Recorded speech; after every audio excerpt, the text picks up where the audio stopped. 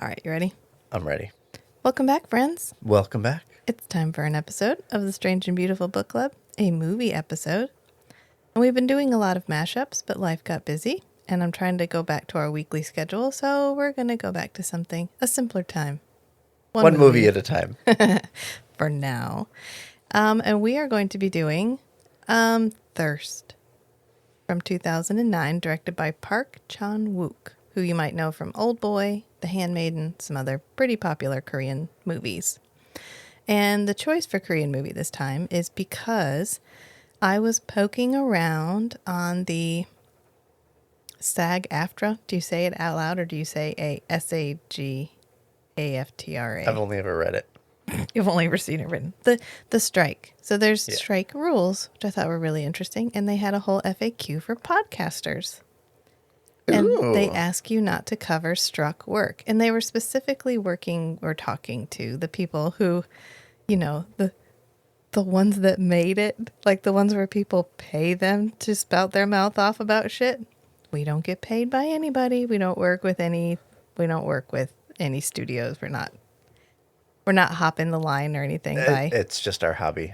It's our hobby. But what I was thinking is why support streaming services and the work that streaming services have produced. So we're going to sidestep Hollywood for a little while and promote some work outside of Hollywood, because if you get over that tiny little barrier of subtitles, the world opens, my friends, and there is a whole host of content you have not consumed yet.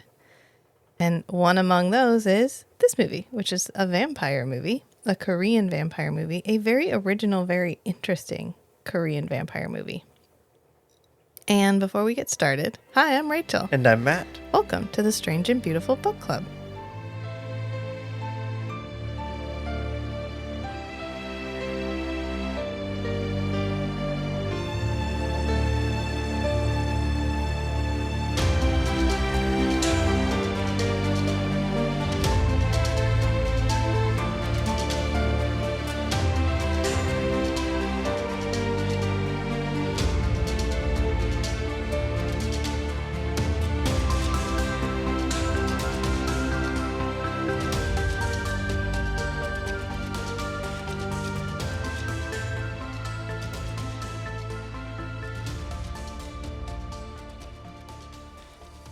So I watched this movie. This was probably the first Korean anything I watched. And I will say there is a learning curve. It's not just language. Like in Babel. Right. There's a lot of cultural references. Yeah, like in Babel, you can't just translate the words and expect to understand culturally everything that's happening. So this gets to be a little bit of fun in that you get to experience a different culture as well. And this is not as heavy into, like, I need to know some backstory about what these people are talking about as some of the K-dramas get. But definitely rewatching it, I understood it a lot better than the first time I watched it through. And Matt had never watched it before, so he got the joy. And wow. How did you feel? Just out of the gate. This was a lot more than I was expecting. You told me about a Korean vampire movie where a priest gets turned into a vampire, kind of like accidentally, and he gets the hots for this chick, and he turns her into a vampire, and she goes batshit. And I thought, okay, I have an idea in my head of what this is going to be like, and it went like way farther than you implied. Right. I mean, that's the bones. But damn, there's a lot of flesh on them. We'll put it that way. There's a lot of flesh in this movie. There's a lot of flesh in this movie in general.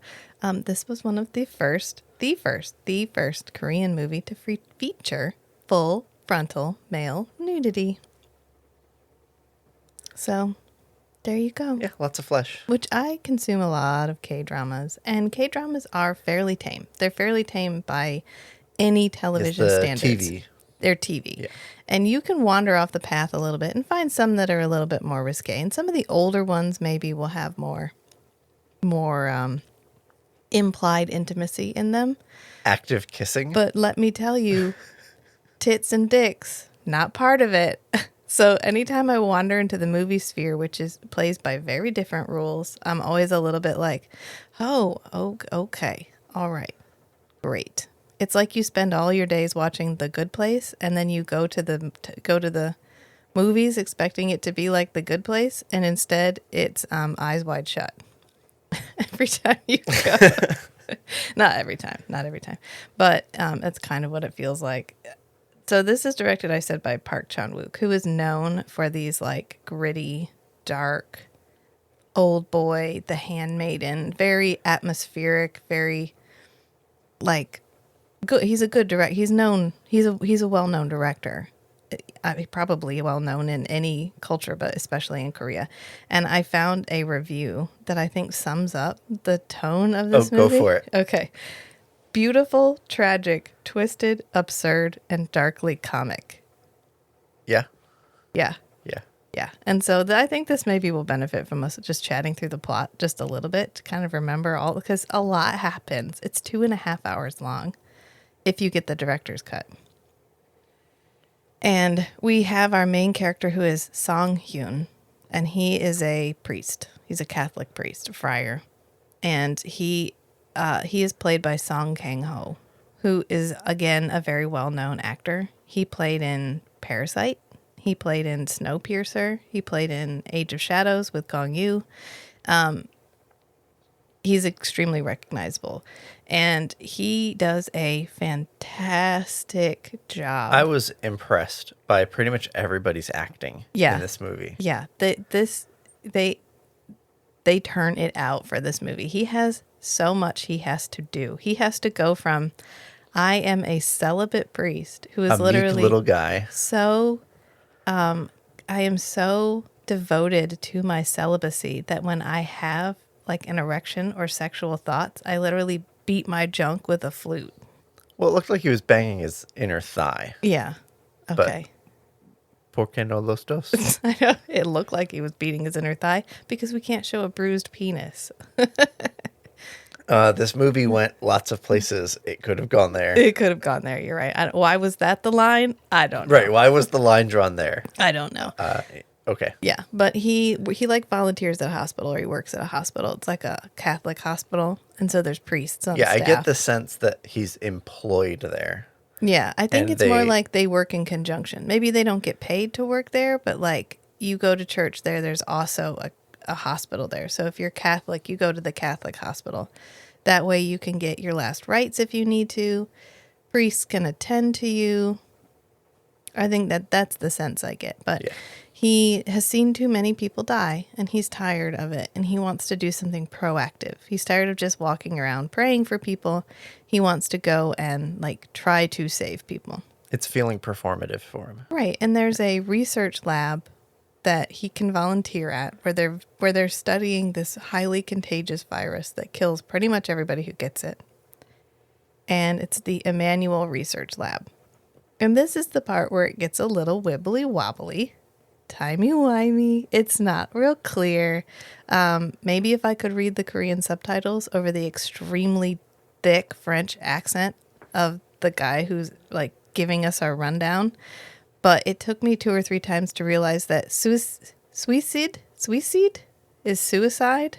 He's trying to say like, I get why you're here. I don't know if it says it explicitly, but he goes to Africa.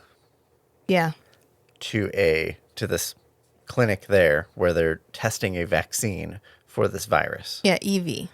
EV. The Emmanuel virus. Oh, is that what it means? Okay. Yeah. And so it's this local guy speaking with an extremely thick French accent in English. Yeah. And yes, it was hard to understand what he was saying. Right. He's basically saying, like, people come here because they think they're going to get to volunteer, and then we're going to assist them in suicide. And I hope that's not why you're here. You have to look into this camera and tell me you're actually here to try to find a solution. Because although we're studying this, since they started studying it, no one in Africa has come down with this virus. It's exclusively like white and Asian people, white and Asian men who are getting it. So everybody at this research place is white or Asian, and there's 50 of them, or 500, depends on what time you ask. I think it's 50, but his It grows in the story, his telling. myth, Yeah. gets exaggerated over time. Right, because they end up infecting everybody with the Emmanuel virus, EV, and then giving them vaccines. And he dies of the EV virus Yeah, because he's doing all right for a while, yeah, and then he starts getting these blister wart things. they're so gross. His little The like makeup skin is lesion so is good. so good. And then he's like writing a letter about how nice it is and how he's got a nice hotel and he's got a great view. He doesn't, it's all lies.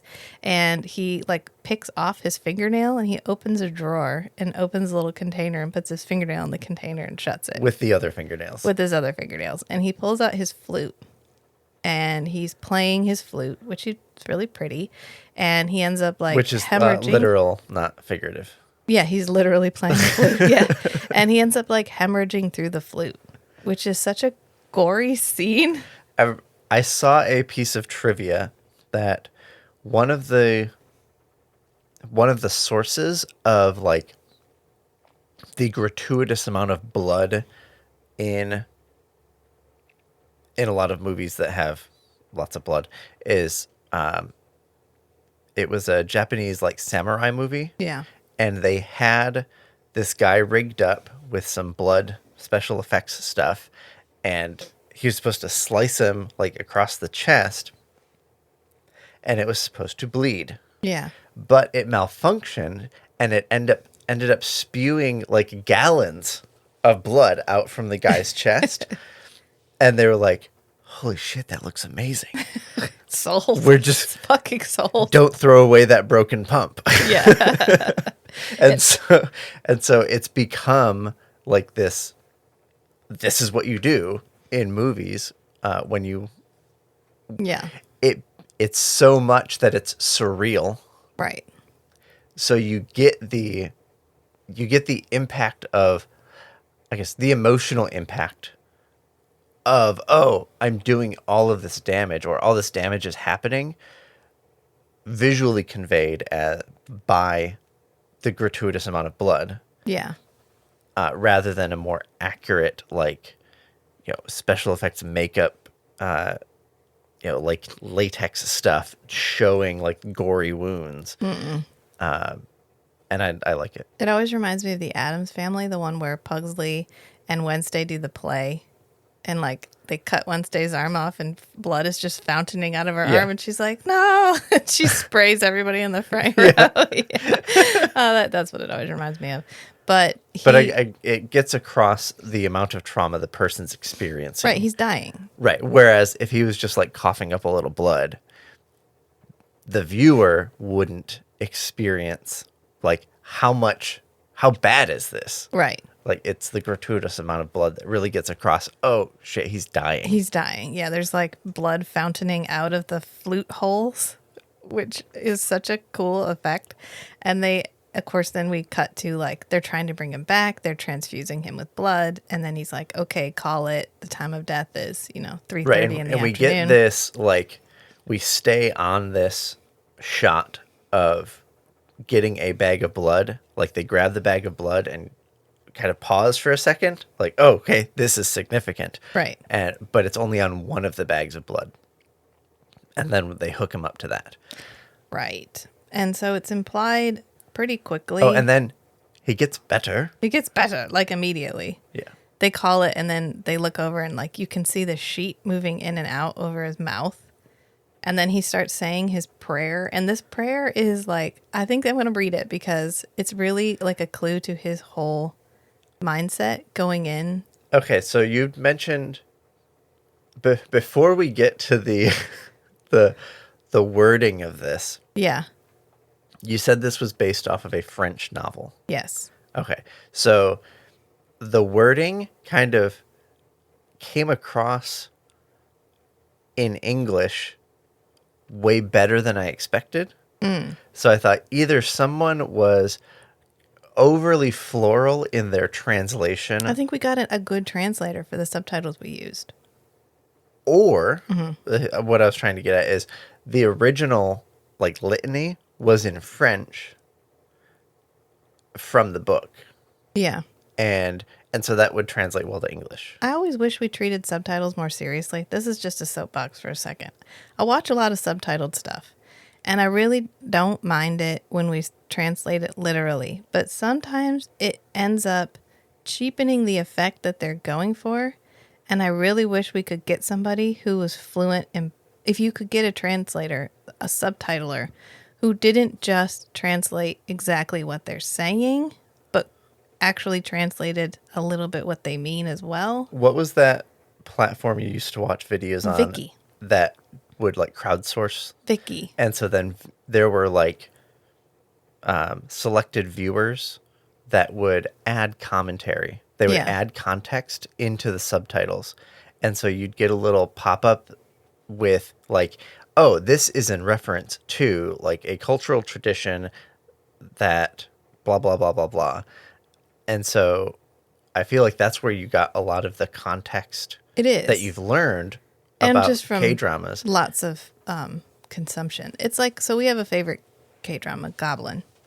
And there's a scene in one of the first episodes where the Goblin character, whose name is Goblin, and then there's a Grim Reaper character who gets called Grim Reaper the entire time. But the first time they interact, Grim Reaper is in his little tea house, and Goblin walks by, and Goblin just looks over, and he's not supposed to be able to see the Grim Reaper, but of course, because he's a supernatural being too, he can see him. And he says, according to the subtitles, "What a vulgar hat." And so the Grim Reaper gets, or that hat is vulgar. The Grim Reaper gets like offended. And you kind of get it, but you kind of don't. But he just says, "What a stupid hat."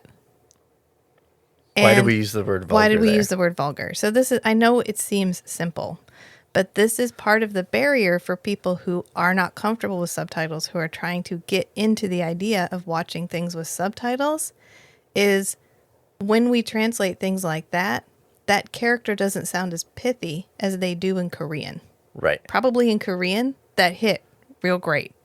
But when you say, when you use a word like vulgar, well, it's not vulgar. Vulgar is really the incorrect term to use there. It's just a stupid hat. He could just say, "What a stupid hat." But because you had someone doing a one-to-one translation, you don't get the same feel. Or later, we have almost the exact same scene, but Goblin has returned from, let's say, a long trip, because I'm not going to spoil it.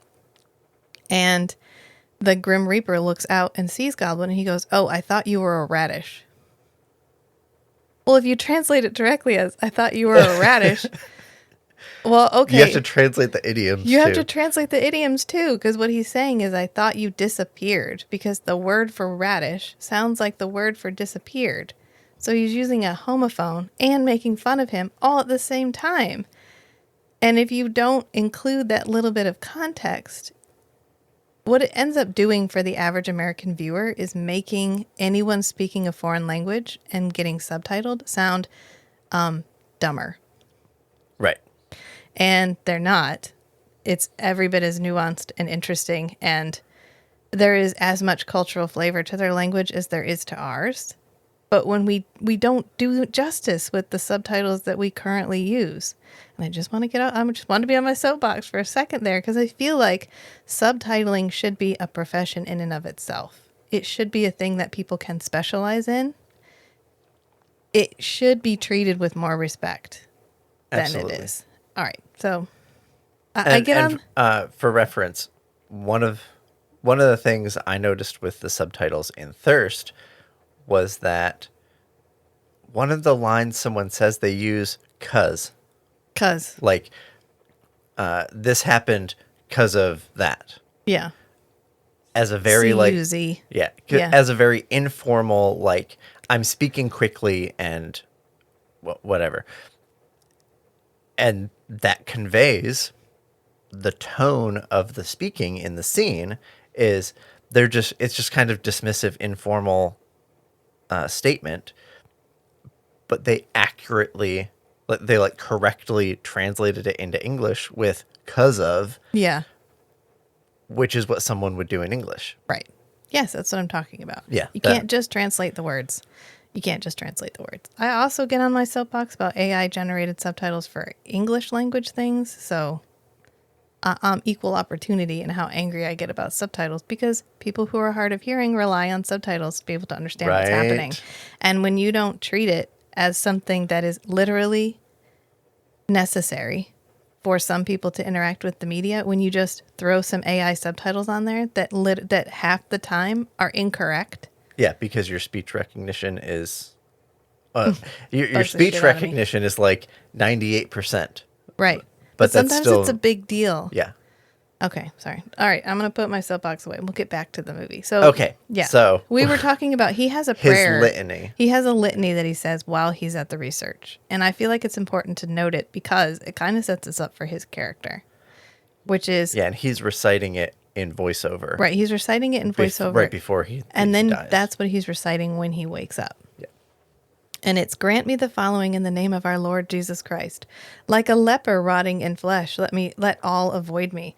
Like a cripple without limbs, let me not move freely. Remove my cheeks, that tears may not roll down them. Crush my lips and tongue, that I may not sin with them. Pull out my nails, that I may grasp nothing. Let my shoulders and back be bent, that I may carry nothing. Like a man with a tumor in the head, let me lack judgment. Ravage my body, sworn to chastity, leave me with no pride, and have me live in shame. Let no one pray for me, but only the grace of the Lord Jesus Christ have mercy on me. That's a vibe. It's a vibe. So he wakes up after being dead. And it's unclear. The first time I went through this, I was like, did the virus cause this? But no, the implication is that the blood he was transfused with was infected With vampirism. With a vampirism. I guess some vampire for shits and giggles went and donated blood. I don't know. You know what? Don't think too hard about it. It could have even been part of the research program. Yes, they could have. There might have been something experimental in the... Right. They say that. blood. They go, who knows what was happening there? Because it's closed down by the time he leaves. Right. Because everybody there dies except him. Even the staff? No, but all of the experiment all people. the participants. Yeah, and then he leaves. Although if it was an experiment and it succeeded, why didn't they keep him around to study him? But that's fine. It's fine. Yeah, I was wondering that. It's fine. You know what? Here's where we have to go. We have to channel our inner Amos, which is just don't ask. Just don't ask. It's fine. We needed a setup to believably get this priest into a position where he could get infected. Right. How did he get accidentally infected? Right. We're trying to do something good, backfires in the most magnificent fucking way possible. Because he goes off to be able to save people. Because he's tired of watching people die. And when he comes back, he has to feed on people in order to live. So, poetic justice. Irony. Which is Park Chan-wook. One of his trademarks is irony. Tragic irony. Poetry. Poetic irony. And poetic irony we've got because Sang-hyun comes back to become a priest again. And at first it's not clear because we don't get a location stamp. But when we see him again, he's all bandaged. We see him dead. We see he's waking up. And then we see him coming down these stairs. And at first it seems like that's the research facility, but it's not. That's the stairs to the hospital / monastery. I'm not sure he lives at the hospital. I think he lives at the monastery, and that's why it's gated. And he has a car. He has his little Kia that he drives back and forth. So he's coming down in his robe, and he's all bandaged. And there's a bunch of people at the bottom of the monastery steps waiting for him because he is a miracle. He died, and he came back to life. And he's obviously uncomfortable with this notoriety. Very uncomfortable. Very uncomfortable. And these people hanging out set up a camp. Yeah, set up a camp because they're waiting to see him and get prayed for because he's a living saint. He's a living miracle at this point. Yep. And so he comes down, he gets in his car, and he drives to the hospital. And then we see kind of a montage of him with fewer bandages, like he's getting better. And he's doing a magic show for this kid in the hospital. And this lady runs over and starts banging on the window because her son has cancer and she wants him to come pray for him to try to cure him. And here's where we introduce our whole host of secondary characters because this woman is Kim Hae-suk, who plays Mrs. Ra. And she is the mother of Taeju. Kang-woo, And who played by Shin Ha-kyun, and Taeju, who is our love interest, and that's played by Kim Ok-bin. And Taeju is we first meet her. She's trying to give medicine to Kang Woo, and he won't take it like a baby. He's like turning his head away and whining, and so she takes the medicine instead to try to get him to take it, and then just goes over and sits down. And this is when Sang Hyun comes in, and he's gonna pray for him, and she's like, "Hang on." Mrs. Ra is like, "Hang on, I recognize you." Oh, it's Kang Woo who recognizes Yes, him. Kang He's Woo like, recognizes him. He's like, "Are it's you you. are you from Busan?" And he's like, "Oh yeah." And they realize that he was like an orphan that used to come and play with And they them. were childhood friends. They were childhood friends, including Taeju, because Taeju and Kang Woo lived together with Mrs. Ra. Taeju's parents abandoned her with Mrs. Ra. And so she says she raised her like a daughter and a puppy. Yes. This is one where I would like someone to drop me a paragraph of context about what she means by puppy. I think she means like a stray. Yeah.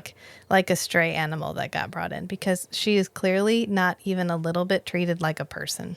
She's treated like She's an appliance. she's a an tool. appliance. She's a tool. And she's actually married to Kang Woo, even though they grew up together and are kind of brother and sister. They're not biologically brother and sister, but she says at one point she just moved from sleeping with her to sleeping with Kang Woo.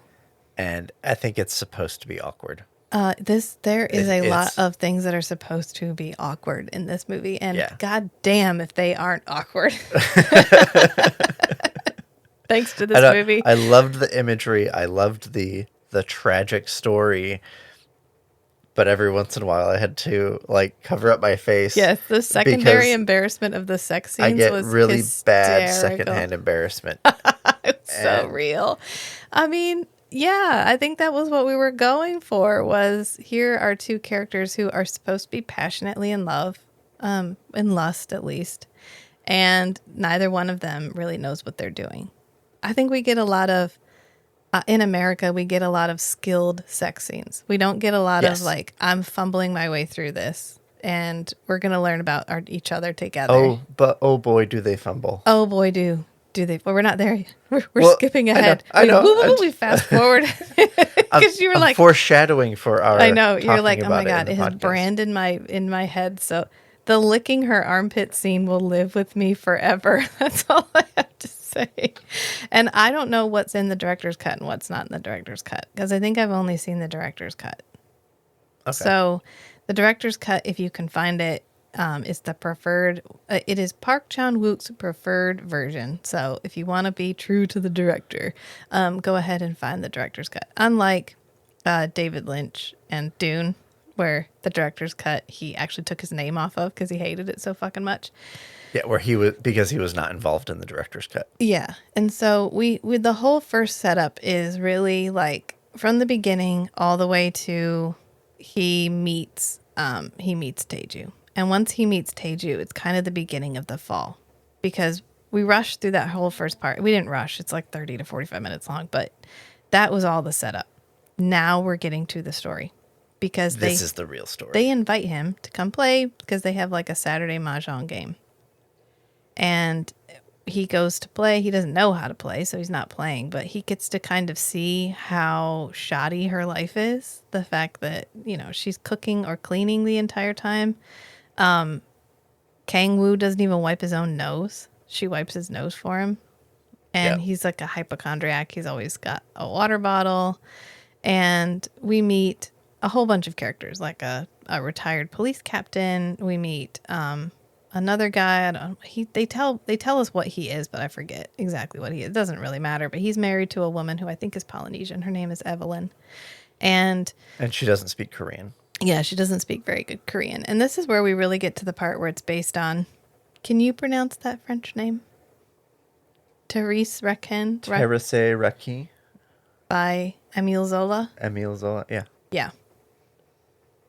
Let me look up when that was written. Published in 1868. It was published in the literary magazine L'Artiste. And in the novel, they are not vampires, but it's all about the adultery. the tawdry nature of adultery and how it's not always as satisfying as you think it's going to be, because they're immediately attracted to each other. Immediately. And He is just kind of discovering that something has changed. He has thirsts. Yeah, he finds himself with some urges about Teju that he's not prepared for. So when he goes back to the monastery, that's when we get the whipping himself with flagellation. his flute scene. And then he goes into the bathroom and he's cleaning up his flute because it's all bloody from where he's whipped himself. And he can suddenly hear everything. He can hear somebody chopping vegetables in the kitchen. He can hear somebody masturbating in the other room. He can hear, and he can see. There was a scene earlier that I thought this was another scene that could have used some like just info dump context things when he's with the doctor and they're like he has his bandages off and the doctor's commenting about the like wart things Yeah. and he says Hyun says I have an extra sensitive sense of smell and Yes. taste. Yeah, my taste And and he's smell like, seems really sensitive. It makes me nauseous. Oh, these symptoms sound more like pregnancy. And then nothing. No clarification. No, let's look into Not it. EV. Just like, are you pregnant, Sang-hoon? No. What? What? We What? leave it. Because he says things smell strongly and it makes me nauseous. And he's like, oh, sounds like you're pregnant. Is that it? Is it Yeah. supposed to be just this doctor is not doing a good job, or is it? Maybe that's why Is later there he has him an killed. idiom? Maybe he just thought Like, his doctor was call me pregnant. Here we bad go. at his Yeah, job. I don't know. But he's been changing. It's not a rapid thing. He's been changing. And so he ends up looking over at his arm and he can see like skin mites crawling around in his arm and he passes out. He can't handle it. He just, Sensory overload. yeah, Song Kang-ho had to be naked for like 30% of this movie because he's naked when he's beating himself, not beating himself in a good way, but in a self-flagellation way. And then he's not beaching off, as one might say. And then he ends up passing out naked. And then the sun comes in the window and it starts to burn him. And this is the first time the sun has burned him because we've seen him in the sun. And so when we come back, he's been hiding in the closet all day because he doesn't know what's happening to him. And not only that, but his blisters are back. His lesions are back and worse. And when we see him again, he's bandaged himself all up again because, of course, this is contagious, sort of. He's trying to keep it. Ostensibly. The warts are contagious. He's trying to keep it contained. And so he goes to give last rites to this woman. And he does the cross on the forehead, cross in the palms. She's been in some traumatic hit and run accident, hit and run. Yeah. And so she just has this what's the word? Bandage, like a triage bandage Yeah. on her neck, and you can just kind of see blood pumping out from underneath it. Yeah, right. And he's noticing it a lot. Right. Yeah. So he does the cross on her forehead, cross on her hands, and then he's praying and his hands are right up by his face and he has blood on his hands. So it spins around his head. Then he goes and just licks his thumb. And this whole time, I thought this scene was really good because the whole time there's a nun or a nurse. Yeah. They're watching, just accompanying him while Right. he does the last rites. And so he keeps pausing for just a second, when he's leaning over her to because he gets distracted by smelling the blood. And then he just kind of looks over to the side, I can't do anything about this urge that I'm having because there's this person here watching me. Okay. And then he just has to go through the motions. And so he does a really good job of conveying that he's just going through the motions of the last rites. Yeah. In a distracted way. Right. Because he even pauses at one point. We just live through that pause. And then the nurse looks over at him and then he keeps going. Yeah. Okay, I gathered myself. I'm ready to keep going. Song Kang-ho sells this role so fucking hard. And I love it because you get the sense the entire time that he is fighting urges. He has absolutely no experience with. He has lived his life literally cloistered. He grew up in the like Catholic orphanage Yeah. and went straight into the priesthood. Right. And so he's lived a life of self-denial, of suppressing urges. Right. And so in a way, he's kind of the perfect person to get this Right. because he's been training his whole life to fight the urges. And so he does fight it for a long time. Right. He does until Teju, but he ends up. There's a guy who, when we first meet him, he's awake and he tells a story about how he liked to feed people, and the sponge cake story we talk about it several times, where he had a cake, he carried it around with him all day, he was so ready to eat it, and he saw somebody hungry, and so he gave them the cake, and it was the best cake he ever didn't eat.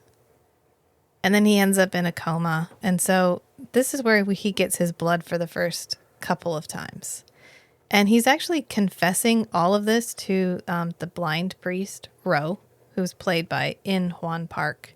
And he confesses everything as he's going along. I really feel like I want to drink blood. Okay, well, I don't know what's wrong with you. Like, pray about it. And then he does. He drinks the guy's blood, and he's like, I'm basically like immortal now. And so he actually has the guy like stick his hand in his chest. He's like, I really wish there was a better way to show you this. There's a later scene where he literally cuts his chest open, and the guy's hand is in his chest. Ro's hand is in Sang-hyun's chest. And he says, don't grab my heart so firmly. Yeah. And then he pulls it out, and it just heals right over. Yeah. And so this is when the priest is like, oh, man, I wish I could see the ocean just one more time. Because, of course, he's blind. He's like, you mean the sunrise? But no, you wouldn't be able to watch the sunrise because sunlight would kill you. Yeah, and he's like, fine, whatever, here. He's like, even if it was just the stars, like just literally seeing anything. Literally anything. And so he ends up feeding him anyway. And then he goes back to Saturday Mahjong because he can't really stop himself. It's kind of part of his new, like, he's got too many urges to try to overcome, and he can't fight it completely. So he goes to Saturday Mahjong. And this is the one where, like, during the course of events, we find out that Teju goes on these runs. She goes on these nighttime runs because it's the only time she feels free. And she tells everybody it's sleepwalking, but really she's so repressed. She is so fucking repressed in every other aspect of her life. This is the only thing she can choose to do. And so she's getting ready to go on a run, and she sees him. And so she turns around to run away, and he catches her. And then he, like, does this thing where he steps out of his shoes. It's a really cool shot. Yeah, we just see his feet, and he, like, steps out of his shoes and then slips her feet in his shoes. And then she has shoes, and he's barefoot. And then he walks away. And then he just walks away. And oh, it's really sweet. And it's probably like the first selfless thing that anybody has ever done for her. Yeah, I think it is. I think that's why it's so impactful for her. And it's a really sweet, really romantic moment. And hold on to it, because that's all we got. This is a fucking wild ride from here on out, because like the next time they meet, she goes downstairs and he's suddenly down there. And she's like, how did you get down here? And then we end up in our first of many awkward fucking sex scenes. Because she's like, I'm not shy. You know, people always thought I was shy. I wasn't shy. And I really liked it when you came over when we were little because I liked you. And no. Because he kept Kang Woo busy. Yeah. And so then Kang Woo wasn't bothering her. Right. And so she's like, I'm married to Kang Woo, but it's kind of just like did I have a choice? Not really. I haven't had a lot of agency in my life, and I kind of choose you. And he's like, okay, but I'm like a celibate priest. And she's like, details. It's fine. It's just details. Let me flash you my tits. And he's like, oh, okay, you're right. Sold. Yeah, fine. It's fine. Although, oh my God. Even during like the sex scene where he pulls the ruler and starts beating himself with the ruler to like get himself to stop. Every sex scene it is not treated as romantic. It is treated as like I don't know how to describe this, but it's not, no sex scene is like maybe one sex scene. You're like, oh, they're together. That's so sweet. But the rest of it, you're just Right. like, It's oh very God, what is happening? non-sensual. Yes, it's a very, if you can have a sex scene that is somehow like a turnoff without being raped, because he doesn't rape her. Nobody, we discussed it while this first one is happening, because she's kind of pushing him through it, but he's not verbalizing no, and he's not pushing her away. And she's just kind of helping him overcome his immediate, like, I've literally His suppressed myself for conditioning, so yeah. long. I'm having I'm having an involuntary reaction to this, which is to try to stop myself. I do want this, but I'm also religiously traumatized. Yeah. And so it feels consensual, but in like I'm doing this against my better judgment way. It's a really complicated way they portray it. It's like getting somebody to go to the gym and exercise. They want to, Yeah. but they kind of just want to stay home because that's the comfortable place. And so you just kind of have to like push the person through this hurdle of like, okay, let's just get you to the gym and get you started like Yeah. exercising. And it just feels very clinical, like not even clinical. It's complicated. Yeah. It's fucking complicated is what it is. And wow. Does it set the tone? Really? It's a sex scene that's not fun to watch. Yeah. Not in any way. There's tits. You don't care. You kind of want them to go away because it's just a lot. It's a lot. But yeah, I think it's important to note that, I mean, there is a rape scene in the director's cut, I think. I'm not sure if it's in the non-director's cut, where one of their mahjong buddies effectively rapes Taeju. And that gets a little bit more complicated. But nothing between Sang-hoon and Taeju ever feels non-consensual. Right. It just feels like two broken people trying to see if they'll fix each other. Right. And finding out absolutely not. He's like, oh, come on. I thought we talked about this. You said you weren't going to do that again. Yeah. Right. That's about as negative as we get. Right. And I wonder if this is like Sang-hyun realizing that if he gives in even a little bit to anything, it'll get easier to give in to other things. Mm-hmm. And that the only thing keeping him from harming people more than he already is his self-restraint, is the fact that he has never given into anything. It's like you can walk past that bag of Skittles 50 times and be fine, but as soon as you eat the first Skittle, it's harder to walk by that bag of Skittles every time you walk by it. Yeah. But with sex and blood and death and not Skittles. But they don't end up coming to completion in this one because they call her Mrs. Ra, and her husband, Kang-woo, call her needs his hot water bag Yeah, because she was supposed to be getting his hot water bottle changed. So, okay. So they end up splitting. Sang-hyun goes back, and then he jumps up and climbs back in the bathroom window. I love the special effects. Yes. For like the vampire movement and strength. And we get a lot more of it probably in the last 20, 30 minutes of the movie. But like him, it's like it's kung wire fu work. stuff. Yeah. But it's just like subtle. It's not the dramatic like swishing through the sky. No whooshing here. There's no whooshing. Yeah. Yeah, so he just kind of jumps and just gently glides up through the air. It's like... It ends up feeling very graceful. Yes. Yeah. Yes, it does look very graceful. Yeah, because he just sort of... He jumps, but it feels very graceful, very like dancer. I was thinking like... How do you just... Like, in terms of... inside the story, what is this conveying? And like to jump that high from the ground in real time, it's so fast you can barely see it. Like if you see a cat jump up onto a bookshelf, it's so fast you can barely track the movement. Right. And so how do they convey that he's just naturally jumping up to the window without it just being a blur? Maybe we're seeing this from like vampire time. Right.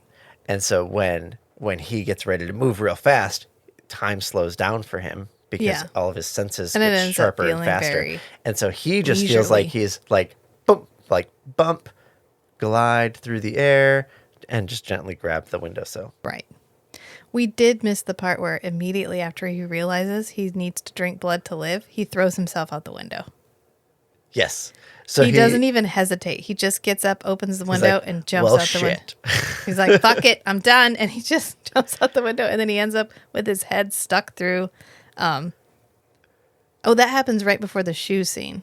Because he ends up with his head stuck through the windowsill. Because he's wandering off after, like, brushing off the... Getting his head out of the windscreen, like the front windshield. He has to like pull his head out. Right, and his glasses are all cracked. Right. But he doesn't need them anymore. Right, he doesn't need them anymore. And so he ends up taking his glasses off. That's probably the first funny scene. Yeah. Like campy, silly. It's darkly comic. Yes. Because he falls and we like pan out the window and look down and we see him like his body on this crushed car with his head through the windshield. And then he tries to get up and can't because his head is stuck through the windshield. So he ends up flopping over on the hood. And we're watching all of this from above. And it's not dramatized. It's just watching this guy struggle from a fixed camera angle. And it ends up coming off comedic. It should not be comedic, but it does because of the way it's filmed. Because it's like this poor guy tried to kill himself and it didn't work even a little bit. Right. And his like new vampire superpowers like healed him, like protected him from getting damaged. Yeah. But now he's stuck with his head through a windshield. Right. Exactly. And he doesn't know how to get his head out. Exactly. And then he goes back through the window this is another window. He goes through the bathroom. So nobody even knows they were downstairs together. So yeah, we find out that he was in the bathroom. Right. So from everybody else's perspective, she went down to the basement, or at least down to the first floor, and he got up and went to the bathroom. Right. And this whole time, he's been in the bathroom. Yeah. And he comes out of the bathroom kind of just as she comes up from the first floor. And I love the line when he comes back in. They're like, man, you were in there a really long time. This is something that happens in older Korean dramas and in Korean dramas that are not as westernized as some of the... Poop talk. We fart in front of each other. We criticize each other's shit. We discuss each other's poop. We discuss each other's How is poop. your poop consistently? Right, yeah. Like consistency. Earlier in the movie when Kang Woo farts, his mom smells it and she's like, I think you have gastritis again. I'll go get your medicine. Yeah. Okay, so nobody shies away from the fact that nobody's polite about the fact that this guy's been in the bathroom for a long time. He goes, "Oh, you were in there a long time." They're more curious because they want to it's small talk. Well, he says, when you eat other people's money, you get diarrhea. Oh, because yeah. he's been winning, but like winning at Mahjong. Yeah. Yeah. And then they have this loaded conversation where she's like, "Oh, I didn't get to finish," or something. Like they're basically talking about what happened downstairs. It's a very double entendre conversation. And it's one where the subtitles are done really well because we still get it. And she's like, "Well, we also have Mahjong on Sundays."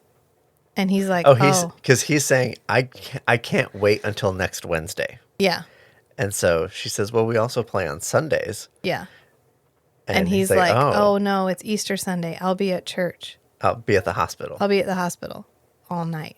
Wink, wink. Wink, wink, nudge, nudge. And that's when the next scene, she's like, I'm tired of this life that I'm living. I think I want to start volunteering at the hospital. I'm going to start this Sunday. And this is when we get our only even vaguely romantic sex scene because he finds her at the church. Right. There's no risk of them getting interrupted. Right. They're alone, except for the coma guy. Yeah, coma guy. Poor coma guy, because he's like behind a sheet and they end up banging on this bed right next to him. And the first part is really weird and awkward. Again, this is I appreciate the fact that they could have sold this movie on the sex, and instead the sex becomes the thing that you're like, oh God, I really hope they're not about to have sex again, because it's so dramatic. So we watched The Handmaiden, Yeah. which was the same director, Yes. and I think I picked that one out. I was like, oh, that looks interesting. Oh, yeah, I was like, let's watch this one. Spoiler alert for The Handmaiden's coming up. Yeah.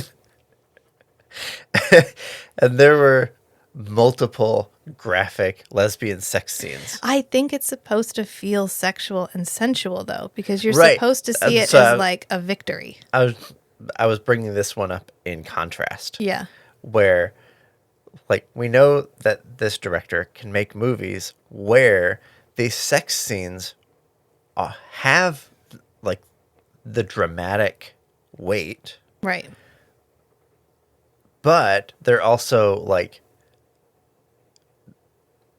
He's not afraid to sensual. play with bad sex. And so, like, in the Handmaiden sex scenes, it's like, oh, these people are having a good time Yeah. having sex. Whereas in Thirst, it's these people have a really strong urge to have sex and to do, like, foreplay and stuff like that, but they have no idea what they're doing. And so it really conveys, like, these people, like, have the strong desire, but they don't have the experience. And this is them just trying shit out for the first time, Right. doing Yes. what they think you're supposed to do. Yes. Yes. Like, and I also lick think armpits. like don't stop with the armpits. The scene where he licks her armpit is so I can't. I think it's also supposed to be like Sung Hyun is holding himself back so hard. He's fumbling because like he bites her. That's one of the I first got things the he does. sense that he's always sniffing because his sense of smell is so strong. I got my interpretation was he was just like, because of his heightened senses, he was going to, like, the strongest smells on her body and experiencing that. Are we trying to justify the armpit licking scene? Is that what you're going for right now? Okay, as one extra level of one extra tidbit to go along Okay. with this.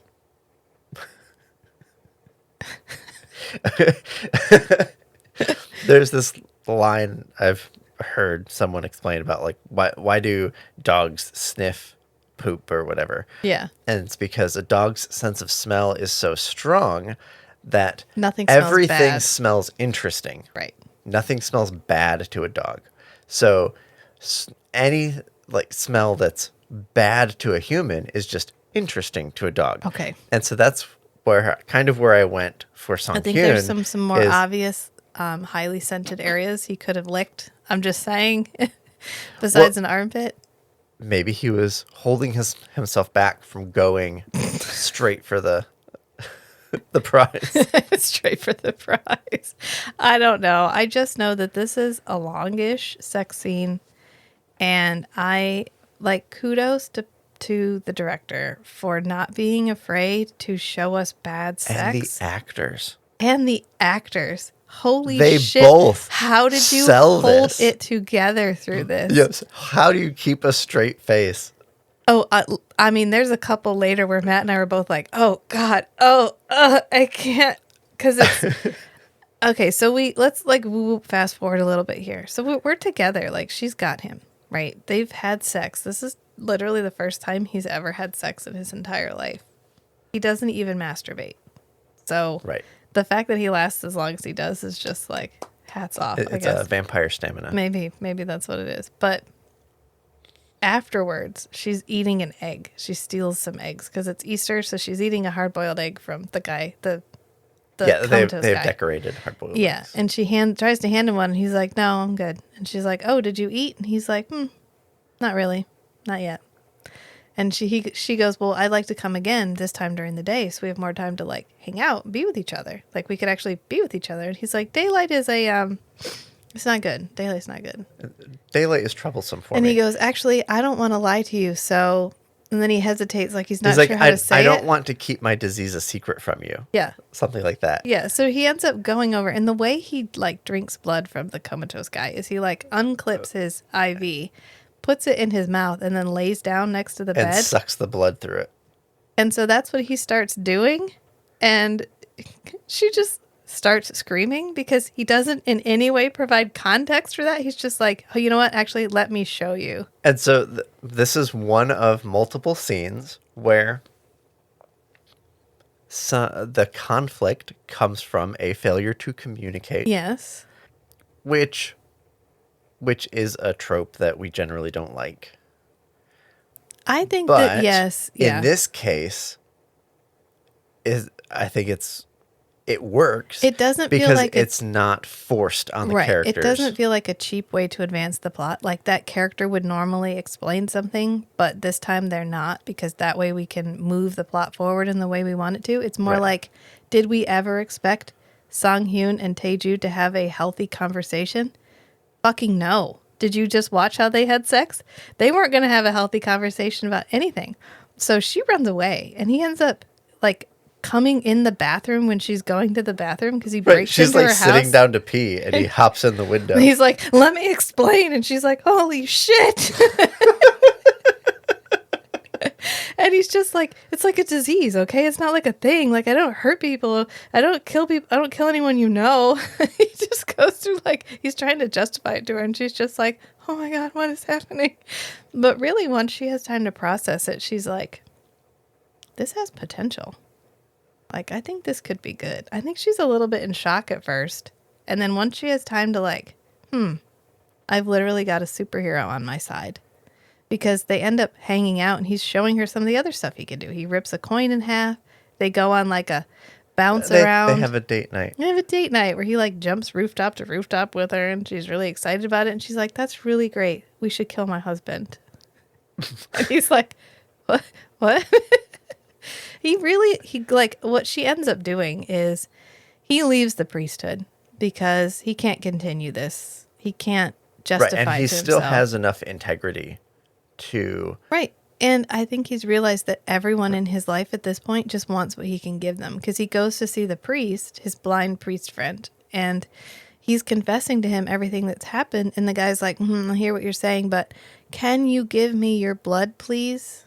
Because I really want to be I want to be like you. I want to be able to see. I want to be able to do the things you can do. And he's like, did you not hear me where I just said I fucked a lady?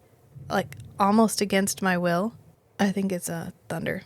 Okay. Where I like fucked a lady almost against my will. And then I have to like drink the blood of the innocent in order to sustain my immortal life. And the guy's like, yeah, I heard you. That's why I'm asking. Maybe you could go ahead and just give us a little. And he ends up leaving. Can you tell me the part again where all of your injuries have healed? Right. And so he ends up leaving. And the guy like falls off the bed and is crawling out after him. And it's a very like, oof, I've given my life to this and they don't want to, they're not here to help me. They're not acting selflessly. Right. They are acting selfishly. And here I am fighting so hard to be a good person and they're not good. Nobody else is a good person. Right. Like I've been working this hard my whole life to maintain my like purity, integrity, whatever. And apparently for them, it was just this thin veneer on top of all their, carnal desires. Yeah. What the fuck? What the fuck? I'm out. And so he leaves and he goes to live with Taeju. When he in that scene with Ro, I liked the line where he's like the Bible says to, cut off your right hand if it causes you to sin, but no matter how many times I do it, it just keeps coming back. Poor Sang-hyun. He's such a tragic character. Yeah. It's a tragic because it's really his like death by inches. Right. He dies, and when he comes back, does he really come back? Is it really him? Is it really him that came back? One of the things that I like is, so most of the time when you get a really tragic character, they've kind of been tragic like most of their lives. Yeah. And so they have a lot of experience with it, with all the ways that the world can be a horrible place. Yeah. And they generally have a lot of street smarts, and their tragic backstory is how they became street smart, streetwise, Right. whatever.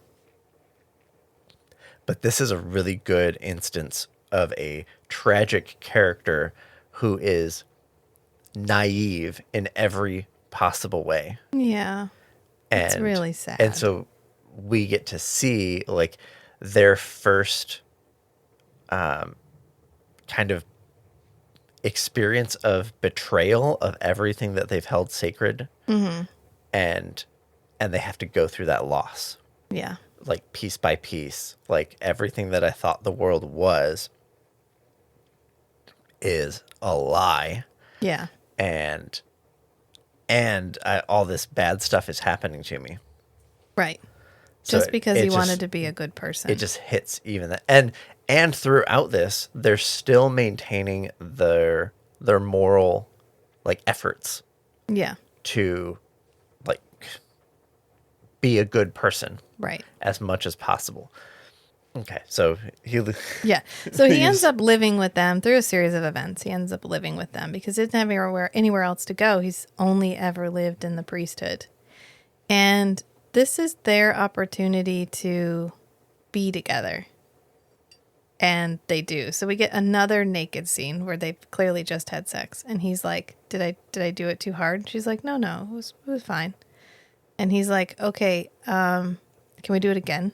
Can we do and it she's again? like, She goes, Why do I always end up with these kinds of guys? She why goes, do I always end up with the freaks? Yeah, she says one guy only wants to do it once every 5 years. The other guy wants to do it 5 times in a night. And this is when she starts. We start to see the side of Teju that we didn't see during the honeymoon period when they were kind of falling in lust. Right. We'd gotten little bits of she's unstable, Right. but it was more of a like she's having a trauma response to her like Shitty hostile life. I environment. think all of it is a trauma response. Oh, yeah, Every yeah, little but- piece of it.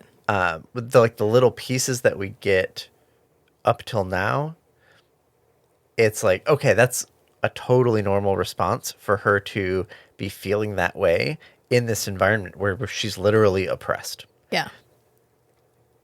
But then now she's starting to be a little bit more liberated. Right. And She sees a way out. you might think, oh, maybe she'll get a little better. No. No, because she ends up taking her scissors, which I guess is a She has also been she has also had a tight fist clamped over her urges yes, to not perform them, but rather than I guess she doesn't have the tragic event that kind of reinforces Sang-hyun's self-denial. For her, it's relaxing yeah, all of her constraints. right.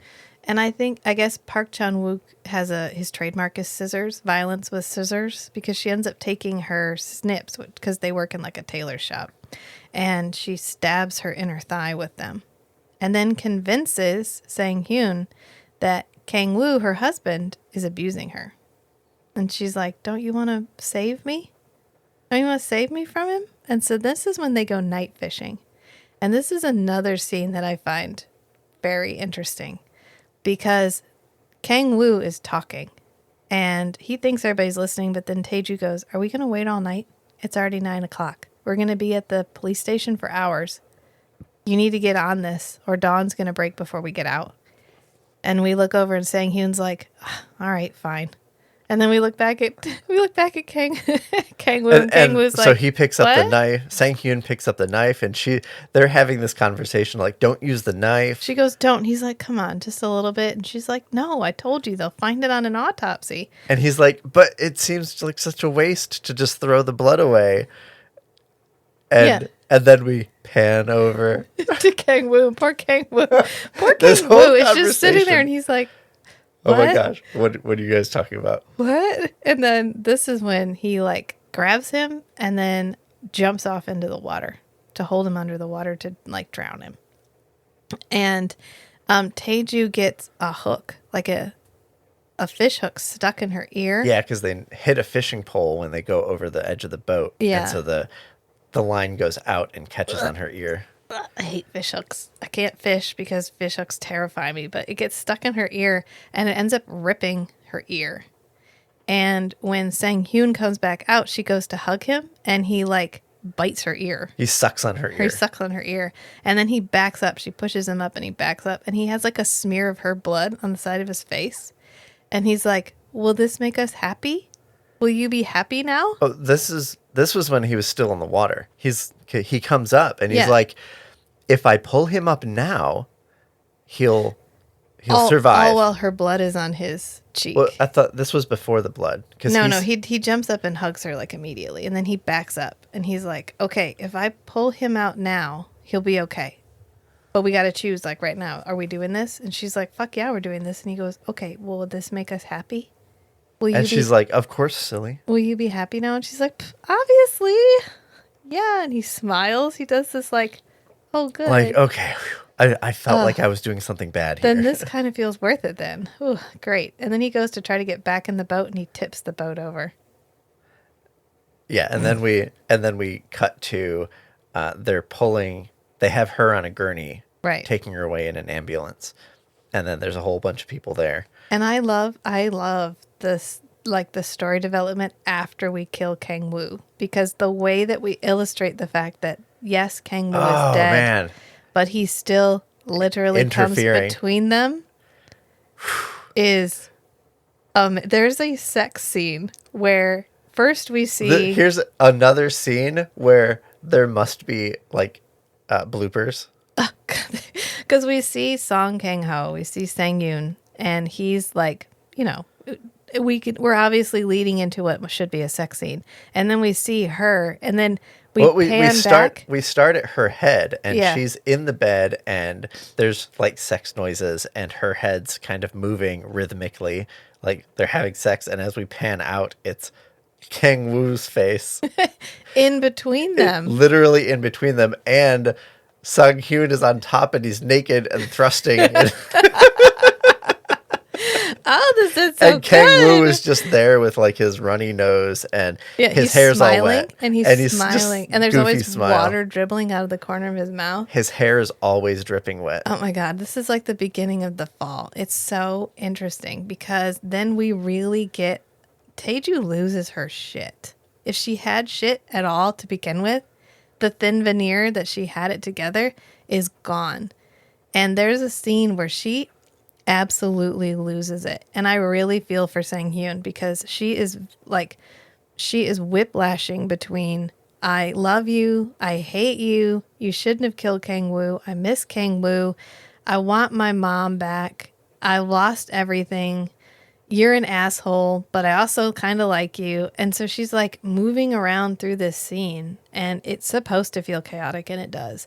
And he's following her from room to room, just like, what is happening? Oh, yeah, what did I do? And the mother gets injured? Well, the mother has a stroke. Okay. The mother has a stroke. So Mrs. Ra is like comatose, but she's aware of what's happening, but she can't move or anything except her one finger, which is from the book. That's in the book. Oh, that was in the book? Yeah. And so she's watching all of this happening and she ends up being kind of a pawn in it. And like, this is another example of what I really like, sometimes we have like this learning curve, like when a character isn't a vampire and they become a vampire, we get like the scene in Breaking Dawn, I think, where she has to run around and learn her own strength. And no, we very quickly go from being a person to being like fully integrated as a vampire. Like when he wants to find something out, he sniffs it immediately. Like when he wants to know if those scissors were used to stab her, he picks the scissors up and smells them. That's not a human instinct. That's not something you would immediately do. You might look at it. Okay, does it have blood on it? But you're not going to sniff it. Or he's trying to figure out where she's been, so he sniffs her. Or he wants to move Mrs. Ra out of the room because Taeju is freaking out. And so he picks the whole chair up and just walks her into the other room and puts the chair down. like time for bed. He picks her up and no human could pick up the chair, but he just does it because it's like he's so integrated into what he can do now. Right. And I felt like when we get them in the house with the mother, like they're all living together, they're, because the mom is catatonic, Yeah. they don't have, it's almost like, she's not there. And they're both vampires. They don't have to mask anymore. Like, Right. he doesn't have to cover up. Right at the end of this scene, she begs him to kill her, and he does. He like crushes her throat. And then he can't help himself. He starts like licking the blood off of her face. And then this scene is it's another darkly comic scene because he's trying to give her his blood to try to bring her back, but he can't get the wound on his wrist to stay open long enough. Right. For blood to drip out. He finally gets it. And then he does this. We have this like we're changing scene. And I thought this was interesting that, so he had cut her wrist open and he's sucking on it. And then he's like, wait, oh no, like he finally got enough to sate his thirst and he realizes like what he's done. And he's like, wait, oh shit, I could save her. Yeah. And so that's when he starts trying to give her his blood. And so she starts sucking on his arm. And then he goes over and starts sucking on her arm. Yeah. And so they're kind of circulating each other's blood through both of them. Yeah. And that was, that's how I justified why her transformation was so quick. Right. Is because they were circulating their blood. Well, he got one tiny little blood bag. Right. She gets like a whole, and we don't know how infected the person was whose blood he was given. Right. It may have only been a tiny little bit. Could have been like in World War Z. One little wafer. One little wafer. Could be like in World War Z where it's like you get an infected cornea. Takes longer to change. Yeah. Yeah. But she gets changed pretty quickly. And here's where it goes just fully off the rails because she can't hold her shit together.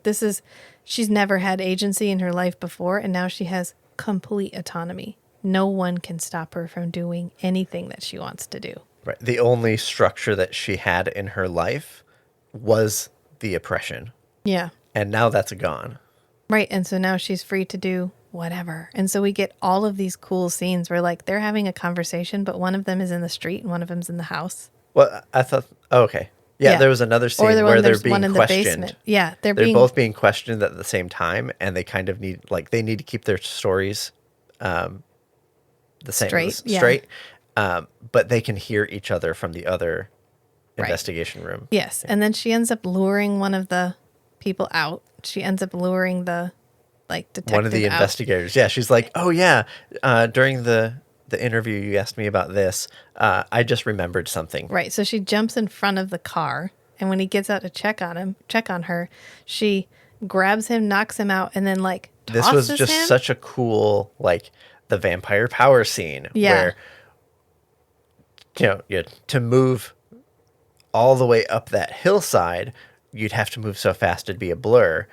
She tosses him and he just very gracefully goes up and boop, lands on the ground. It's such a nice change from the blur effect. Yes. Yeah, from the I'm going so fast you can't even see me. It's more like, here's what it feels like to me. Yes. I am just moving gracefully through this world. And then she stabs him with her scissors. And of course, blood starts squirting out of his neck. And so when she actually starts to drink his blood, she does the oh, this is surprisingly good. So she's like, and it's just making the noises as she's chugging the blood. This movie is a masterclass in subverting tropes. The dignified vampire trope, I can do all this and I'm so cool and badass and good at it. And they're good at it, but they're also still people.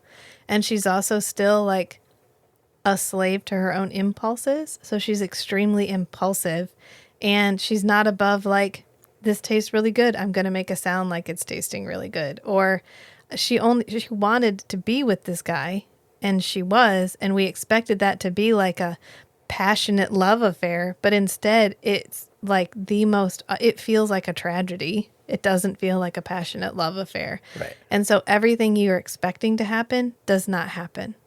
And then he ends up painting the whole like front room white. And like Oh the yeah, hallway.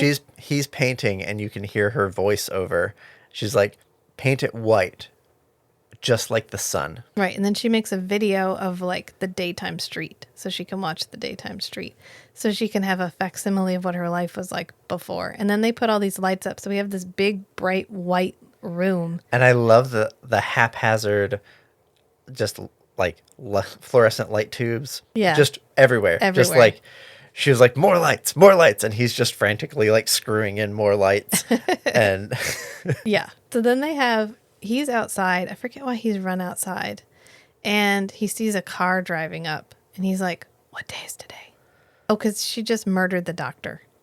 And he went outside because he because can hear her killing the doctor. He's getting the warts, or she's getting the warts and Right, stuff. because she refuses to drink easy blood because she's like, no, I'm not going to, because he's found kind of a way. He steals blood bags from the hospital, or he finds people who want to commit suicide. Yeah, we and do get a scene assist in like a them. hotel room. Yeah, he assists people in completing suicide, which is a whole other discussion. But he's found a way that he feels is like A humane way of fulfilling his needs, but she's absolutely not there. She is the Lestat to his Louis, absolutely. Yeah. Except if Lestat was fully fucking unhinged, because she will kill anybody at any moment for any reason. I guess Lestat would do that too. But she's not smart about it at all. She's not, right. She was refusing to drink blood. That's because why she hasn't had the opportunity. Right. So she's got the lesions like he does. And she's like, well, I thought EV was only for dudes. And he's like, yeah, but I gave you so much blood. You basically have my blood in you. And she's like, oh, am I a guy now? Am I not a woman anymore? I'm not a woman anymore. So he ends up bringing her a doctor. And the doctor like walks in and she's like comatose on the couch. There's a lady, like a, for lack of a better word, a unresponsive vegetable, Mrs. Raw, sitting right there. And she's vomited blood all over the floor. And he walks in and he's like, so what seems to be the problem? And this is when she stabs him with her scissors and goes to town. And Sung-Yoon walks out because he can hear it. And it's like, it's a lot. He can't handle it because it has to be like tempting, but also revolting all at the same time. So he's outside just like having a panic attack. And he sees a car drive up and he's like, shit, what day is it? And this is when they're talking. He's out in the street and she's inside. She's like, oh shit, mahjong. So they have to clean everything up real quick because everybody's coming. And they have mahjong. I don't know, what did they think about the front room? Because they had to walk through that room. No, I don't think they did. I think the top floor, I'm thinking this is 3 floors. And the top floor is all white because they're still in the kitchen. No, because they and run the up and down not, the white hallway during not, the like death Yeah, scene. later. They come up the stairs. I don't know. Anyway, because they're playing in the kitchen. They're playing and the in the kitchen's kitchen. not white. yeah. And so they're all trying to play mahjong and everything's okay. And Mrs. Ra is like, she has been scraping so hard at her chair, her nail has chipped and fallen apart. Yeah, like the tip of her nail is splintered. Yeah, because she writes killed, KLD. And they're like, killed who? And she just like looks over at Kang Woo's portrait. As they're having this conversation about how you can convey just by what you're looking at. Right. Like you can communicate with nuance just by what you're looking at. And they're like, "Oh, is that some like published theory?" And the guy's like, "I haven't had a chance yet." Right. Like to publish my theory on this. I mean, it's interesting. It's one of the reasons why we think humans have sclera. Oh yeah. So you can tell where we're looking. It's like a way we're supposed to, when we live in a group, that way you can know what way we're looking. If you don't, you can't. I mean, like a cat, you Right, can tell yeah, when they turn their head. It's part of us being social animals. Right. Yeah. So it makes sense. And so she ends up basically blinking through a confession, like blinking through, because they've not been masking in front of her at all. And the whole like him killing her blood exchange thing all happened while Mrs. Ra was laying in the hallway watching them. Right. Every once in a while we cut to Mrs. Ra's Like look of terror. view, Well, like we see things from her perspective, and Yeah. then we look at her face, like close up, just like horrified Yeah. look. Yeah. Yeah, because that's all she can do is just look horrified. And so they're like, oh, shucks. The jig's up. Jig's up. So he leaves. He walks out of the room, and she just commences to killing everybody because they're shutting all the blinds, and they're like, well, you know, it was actually kind of rude of you guys to expect to come over to a grieving family and play mahjong like you always do. So you brought this on yourselves. And they're like, we brought what? And so the police chief is like, oh, you're afraid of shit because it smells, not because it's scary, which must be an idiom because I've been watching Heartbeat. And she uses that line at the beginning Okay. because he's following her around. The main vampire character is following the main female lead around. And she's like, oh, I don't need to be scared. You're afraid of dog shit because it smells, not because it's scary. If it's not a line, it's a reference. So she turns around and punches the police chief guy, and his head just goes whoop like a Pez dispenser. Yeah, she punches him in the neck. Just right back. And then she ends up, they straight up kill everybody except Evelyn. Well, we don't know that yet, but they think they've killed Evelyn. Right. She's been doing her thing, and Yeah. she comes out, and Sang Hyun is like sucking on Evelyn's neck, and Taeju is like, "Ah, man, why didn't you leave her for me? Like, you have your like nice way to do it. This is my way. Why are Yeah. you taking this away from me?" And he's like, "Oh, sorry, I just couldn't." Yeah, I thought just you already couldn't help had myself." enough. And Oh yeah, she's you've right already here. had your fill. Yeah, And so he just leaves her on the floor. right. And He I puts thi- his jacket over her face. yeah. Yeah. And so then later. Well, this is when she's like trying to feed from these guys, but they're dead. So Oh yeah, no and more she blood has is them coming sitting up. upright. Yeah. And he's like, it's because their blood's not pumping. It's not bringing any more blood there. He's like, you got to hang them up, cut their feet off at the ankles, and let gravity do the work. Just drain it into the bathtub, put the blood in Tupperware containers. Bob's your uncle. You're good to go. Yeah, you can't suck blood through vessels because the vessels just collapse. Right. And I love the sucking sound. This is another subverting of the vampire trope. She's trying to drink from this guy, and it's making like a Yeah. poppy sucky sound, like when you try to suck on like a straw and it's empty.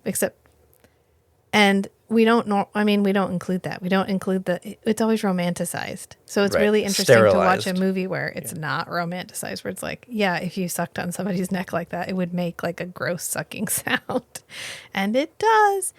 And then he's like, well, we got to flee now because you've killed like all of these people in this room. We can't. Oh, the house is a mess. The house is a mess. We've got to go. And she's like, fine.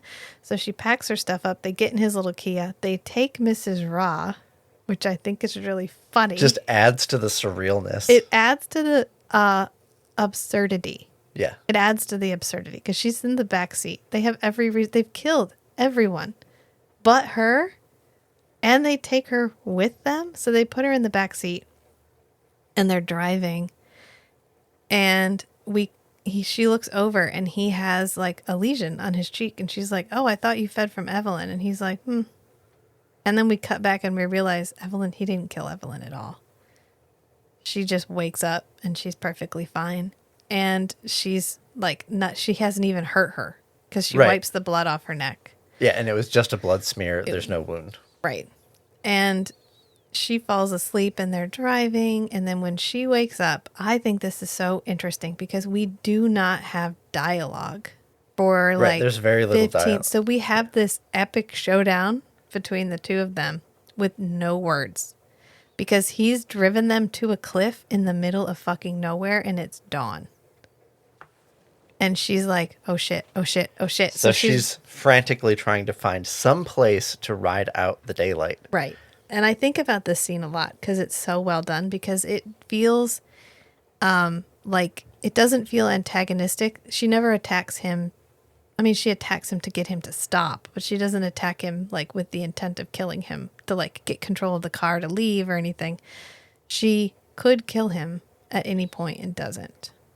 because they are of equal strength at this point.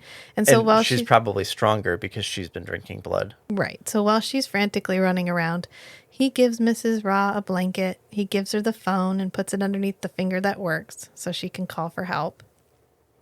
And he ends up, he breaks the key off in the ignition. He tosses the rest of the key. She tries to get in the trunk with him. She tries to get him in the trunk and get in the trunk with her. And then he kicks the roof off the trunk.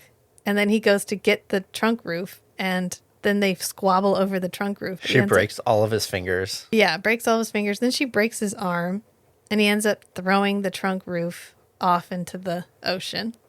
And so then we see him undoing the parking brake on the car and walking the car, and then we see it from the top, and it's because she's underneath the car, and he's moving the car off of where she is.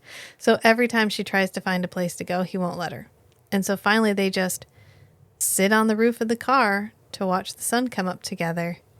And she pulls the one thing out of her bag, which is the shoes that he gave her at the very beginning. And so she takes off her shoes and puts on the shoes that he gave her at the beginning of their relationship. And then they die.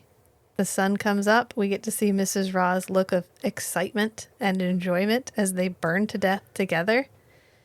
And he goes, I thought we were going to be together forever and ever. Maybe we will be in hell.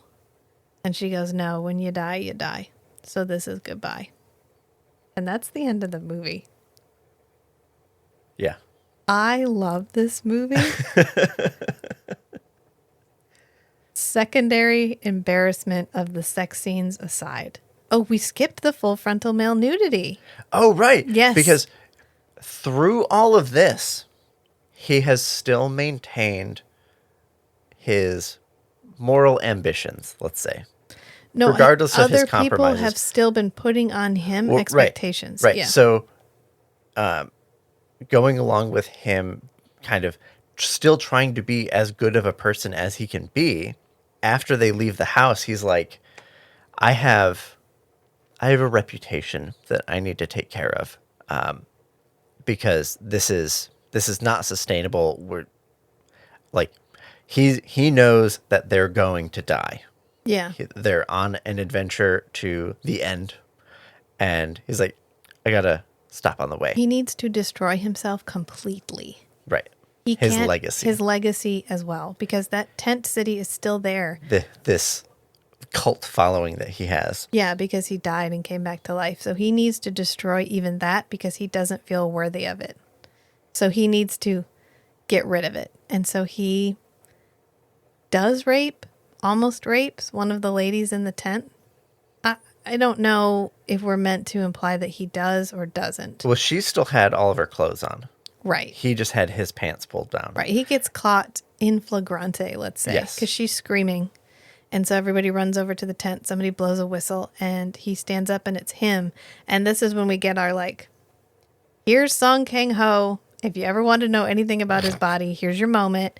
And then he pulls his pants up, zips his pants up, tucks his shirt in, and just walks away. And they're all, yelling profanities at him. And throwing rocks at him. Yep. Because it was not enough to just die. He needed to be destroyed.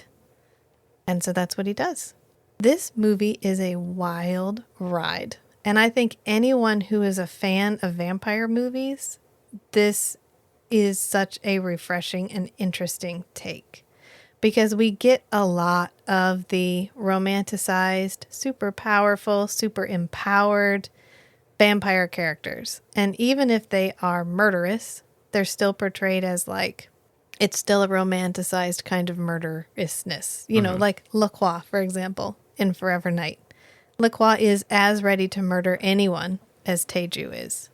But it's shown as it's a stable kind of instability. As opposed to Taeju, where it's she's a psychopath. She's unhinged.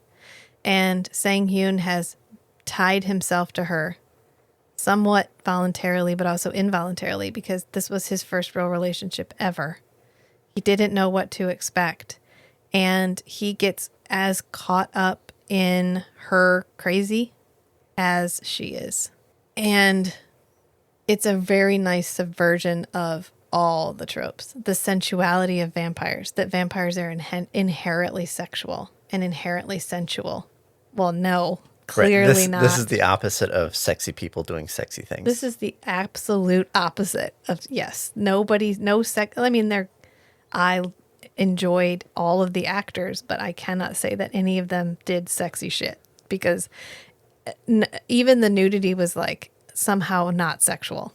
And like, kudos to this director for taking all of that and making such a refreshing and interesting take on what it might actually be like to just suddenly become this super powerful thing against your will with urges that you have no control over and that you don't have any blueprint for how to work with.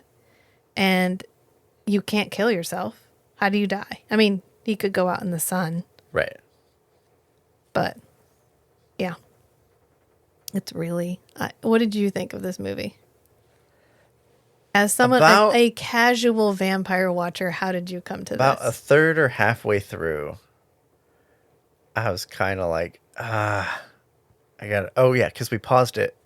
We paused it halfway through. Yeah, at an hour and a half. and I was kind of like, I guess I'll just get through the rest of it. But I think the second half of the movie is great. Yeah. I do think this is where you have to be ready for Korean pacing. You have to be ready for Korean pacing when you start this. You're not going to get the frantic rush that you get in a Hollywood movie. It's not 2.5 hours jam-packed. It's 2.5 hours of very pensive action. Long scenes, long drawn-out pauses, letting you sit with emotions. And that can be hard. That can be hard. It can be difficult. If you are used to like the front, like everything, like Hollywood blockbuster. To me, Everything Everywhere All at Once felt like it was in fast forward the entire time because I tend to watch movies that are like this, where we are allowed to sit with scenes and characters and emotions for a long time because I want to sit and ruminate, and they let me do that, which is why I like Korean media so much because they let me sit in feelings for a long time. But some of the feelings that they give you to sit with in this movie are so fucking uncomfortable. You want them to rush, and he does not save you. He does not rush. He lets you sit with it. And I think that at some points makes it like, I think I'm just going to turn this off. I think I'm just going to turn this off and go do something else. Because it's like, I am so uncomfortable and right. But I'm glad I got unsettled. Through it. Yeah. But getting through to the end, when you go back and look at the whole thing, you're like, oh, wow. That was really fucking good. That was really good. Yes, the setup is a little, that's fine. I don't know how else you'd set it up. I mean, I can think of ways, but we needed a perpetratorless crime. We needed him to become a vampire without there being anyone that he could go back and. Right, like you always end up with the a trope in vampire stories is, I go back and like kill my sire or whatever. Yeah. But he doesn't have that. And I think part of what we're trying to talk about is the repercussions of decisions, like the ripple effect of decisions that you make. Like this one random vampire gave blood, or this person who was infected and didn't know it gave blood, or this research facility chose to try to save him this way. And the repercussions are like they created a monster. They created a murder, like a bloodthirsty beast. He says that. He's like, there's this bloodthirsty thing inside of me that I'm fighting all of the time. Or when they murder Kang Woo, he doesn't just go away. He's present for the rest of the movie. He gets to stick around, which it's really interesting. Shin Ha Kwon, who plays Kang Woo, Sung Kang Ho, Sang Yoon's character, Sang Yoon, kills him by drowning him. Mm-hmm. And there's another movie they're in together, and he kills him the exact same way. And it's also directed by Park Chan-wook. I think it's Mr. Vengeance. Anyway, I think this is a good one if you want to watch a vampire movie and you don't want the same vampire movie you've watched 150 million times already. So I think that's a good place to wrap it because we're at an hour and 35 minutes. All right. So this is my suggestion to everybody while we're going through the writer's strike. If you're at a loss as to what you can do, go out and explore media not produced by Hollywood.